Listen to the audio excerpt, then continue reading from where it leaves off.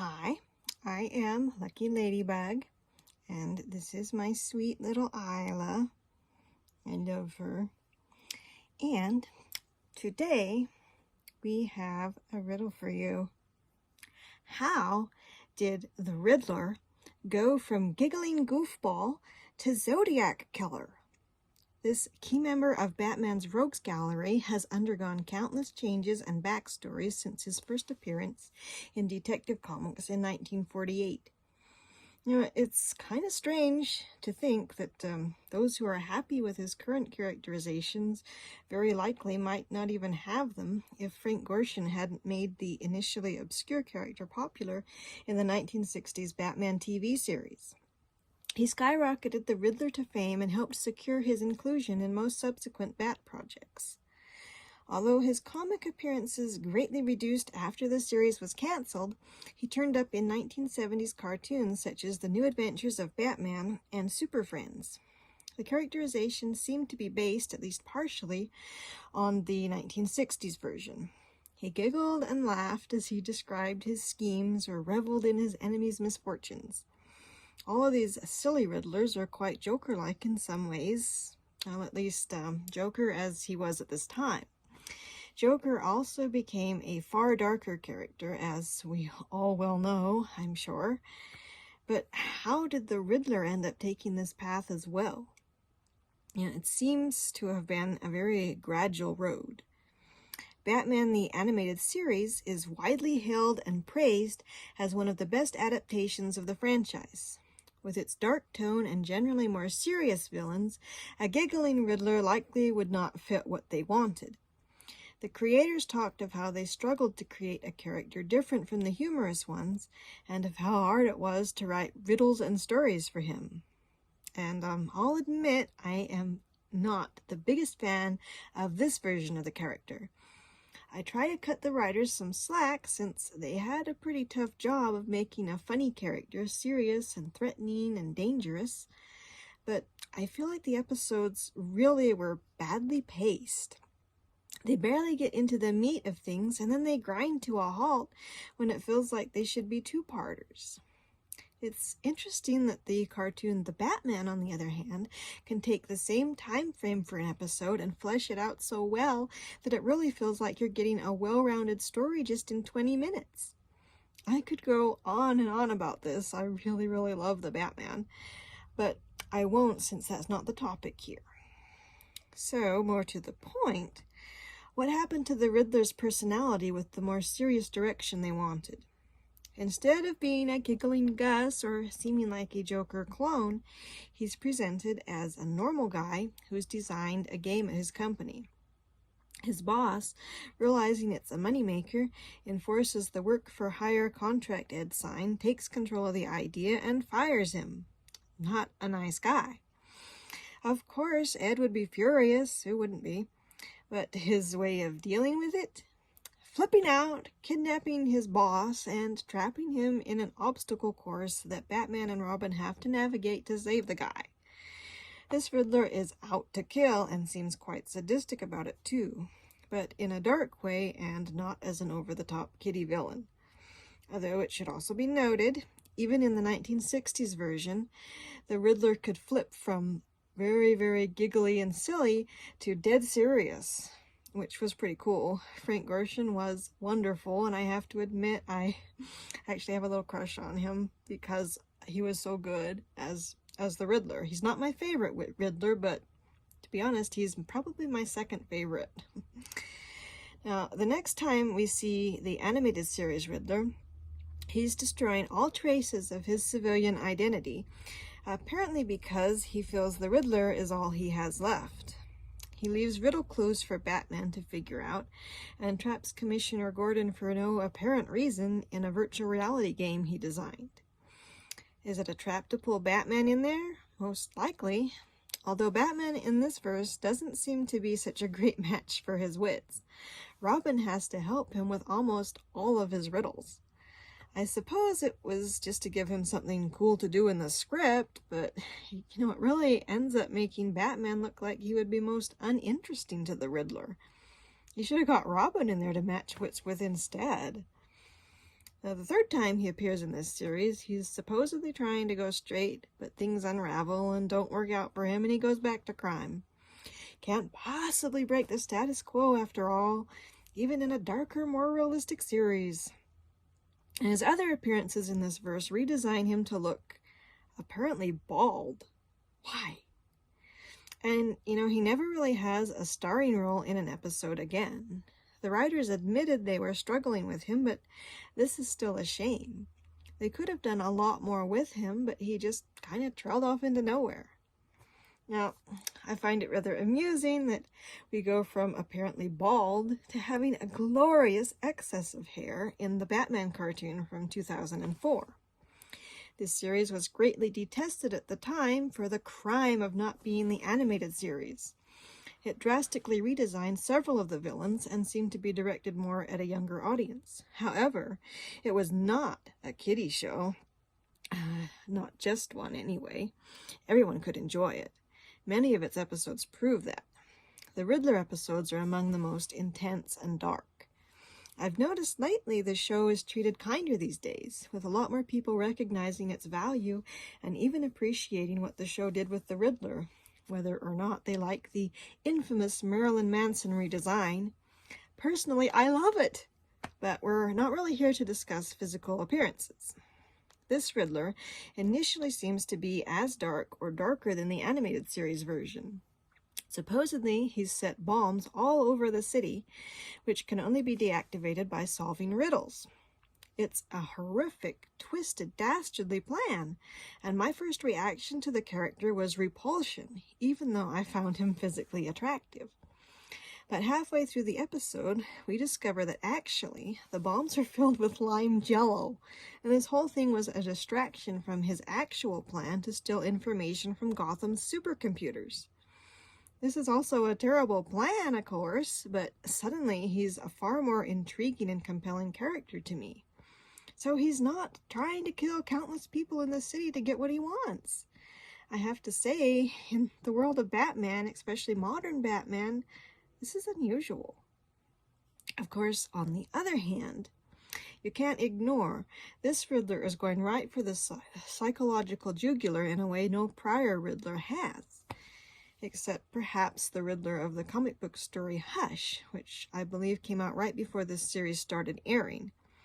Now, he certainly made people believe the city was in danger, and later he does the same thing with his seemingly deadly obstacle courses.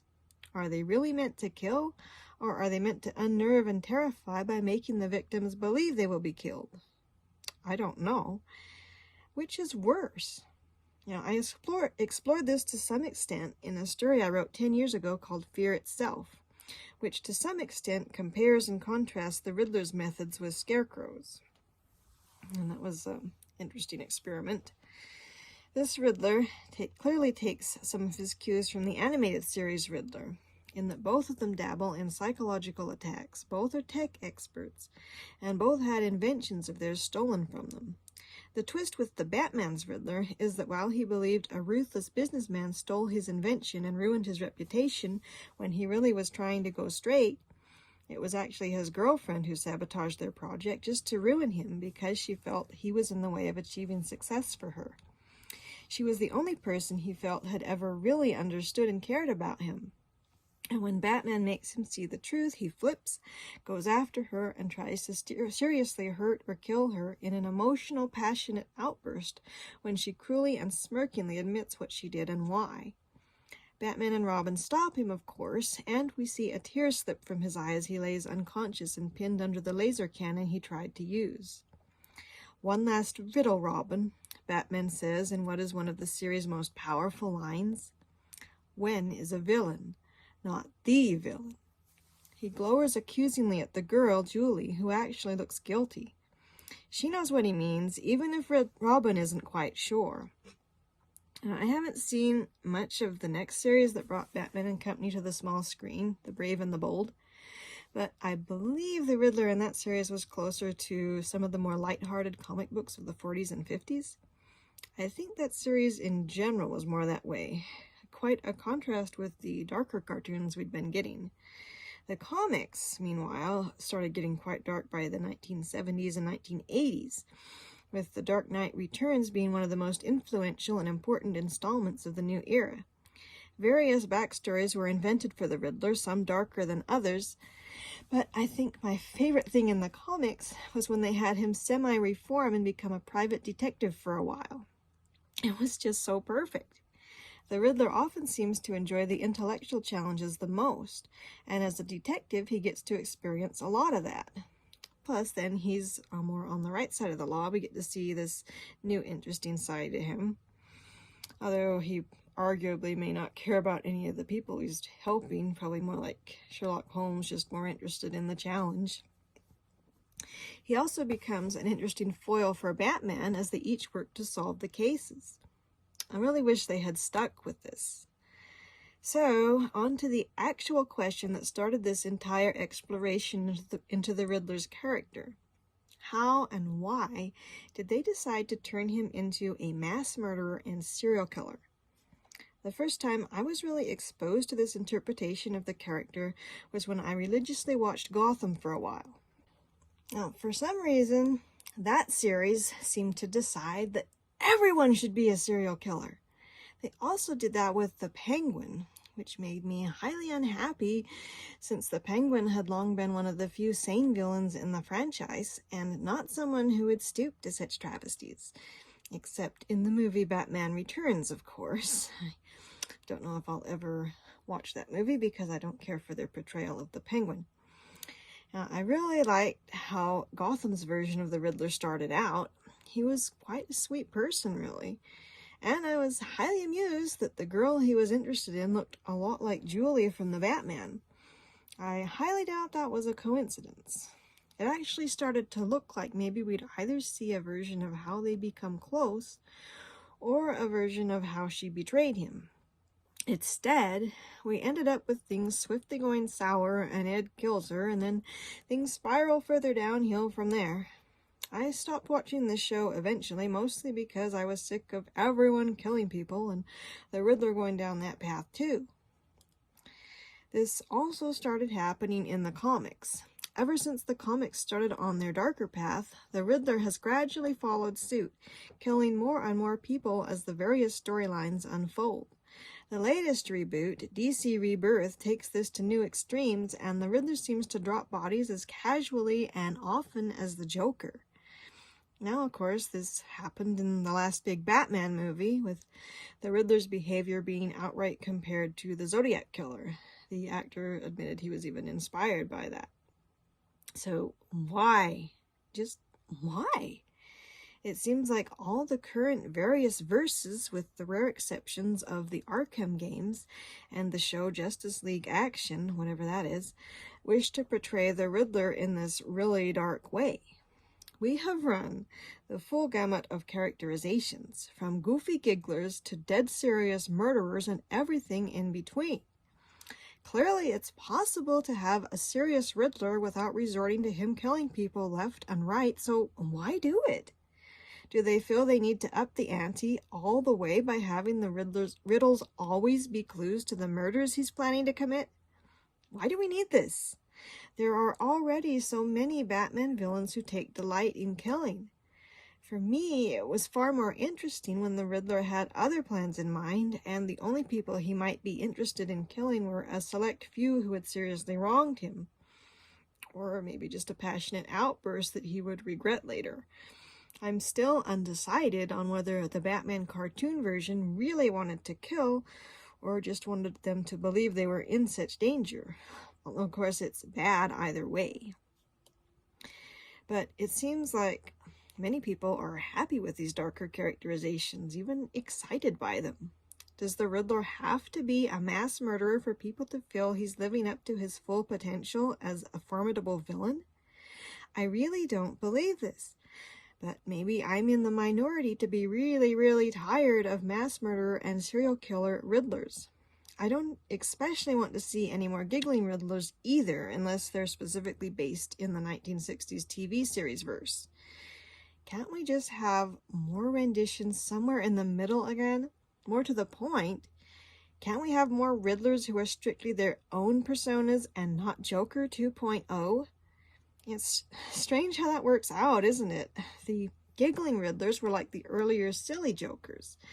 The current Riddlers are like the demented, sadistic current Jokers. That story in the DC Rebirth comics about them having a gang war seemed to go by one major rule: let the bodies hit the floor. And quite frankly, I am tired of that. It's old. It was old long ago. Having all the villains just bent on killing people gives them no real creativity aside from the way they do the killing. Say what you will about the cheesiness of old comics, but I'm starting to feel like they had way more creativity and cleverness about the crimes and the characters. I wouldn't even want my kids, if I had any, to read current comic books. The Batman cartoon shows had more of this creativity as well. They knew there could be intense and exciting stories without all the crimes always being about murder, murder, and more murder. It seems like anything that isn't marketed for kids these days is just murder and that's it. I can't deny my biggest longing would be to revisit the Batman cartoon verse or something like it. I feel like that was the best version of the Riddler character. Serious, dangerous, yet highly unconventional, and even with regret over what he had become.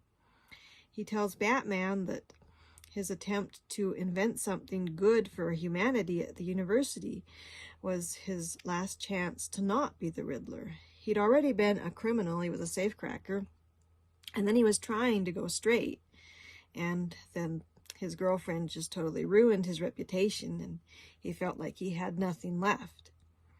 You know, there's so many places they could have taken a character like that. But sadly, he only got 3 episodes as well, and then 3 comic issues in the tie-in The Batman Strikes comic. I've been torn on my feelings about the Batman Strikes portrayal, but I've come to decide it's basically alright for that verse, aside from very one out-of-character element in issue 40, which I will probably get into at some point later. So, what do you think? Do you agree that there's just too much lately of the Riddler killing people left and right? Do you like seeing him this way and feel the creators were right to take him in that direction? Let's talk about it in the comments. I have my little figure here from the Batman cartoon. You can see very unconventional design, and a lot of people just hated the character because of the design alone. Didn't really give him a chance, but I've noticed more and more people lately are being more open-minded, and they're realizing that the character's personality was really, really interesting. Now, I personally like the design. For some weird reason, the figure doesn't have the makeup, but I put it on him with a pen. I think it was a Sharpie I used, because it just didn't look right without it. So, yeah. I think this was the only piece of Riddler merch they made. He usually got ignored in the merch that was made for the series, unfortunately. But, so I'm glad they at least gave him this. It was a really, really interesting show. And I'm really glad a lot more people will probably get to see it now because it's just been put on Blu-ray and it's on Netflix. So excited it's on Netflix. So, that is my little riddle for today, my ponder on the character, how he's changed. And I have some other ones I'm planning. More specifically, I'm going to do like one, probably I'll do one all about why the Batman cartoon is so good. And I'd like to do one specifically analyzing the Riddler from that verse. So, be looking for those. And we will see you next time.